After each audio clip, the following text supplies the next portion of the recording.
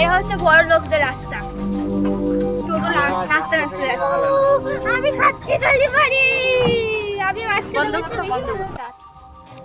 তো গাইস আমরা এখন মিষ্টি নেব, ঠিক আছে? যেহেতু ফার্স্ট টাইম যাচ্ছি মিষ্টি তো নিতেই হবে, তো এখন মিষ্টি নিচ্ছি।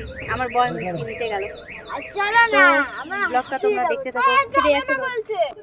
তো গাইস আমরা টোটো থেকে নেমে পড়েছি, এখন একটু হাঁটতে হবে, এক্সারসাইজ করবো, পায়ে ব্যথা ট্যাথা যত সব আছে, মানে হাঁটলে একটু ঠিক হয়ে যাবে। বুঝলে গাইস? বাড়িতে তো করো না, এখনই করো, ভুড়ি বাঁধলে ভুড়ি কমে যাবে। ঠিক বললাম তো গাইস? বলো তোমরা। গাইস চলে আসছে। গাইস ও এখন পাগল থেকে একটু ভদ্র হয়ে গেল, তো দেখো তো ওকে কেমন লাগছে একটু কমেন্টে জানাবে আমাকে। ও কখন ভদ্র থাকে এটা আমাকে বলো। না না, ভদ্র থাকে, এটা ভুল কথা, ভদ্র থাকে। তো বারবার আমাকে বলছে কাকি চুল বেঁধে আমাকে কেমন লাগছে, তো তোমরাই বলো, ওই জন্য বললাম ভিডিওটা আমি স্টার্ট সত্যি করলাম। কথা বলবো, গাইস আমরা কো অ্যাটেনশন নেওয়া মানুষ, তাই না? পাগলি লাগছে, পাগলি।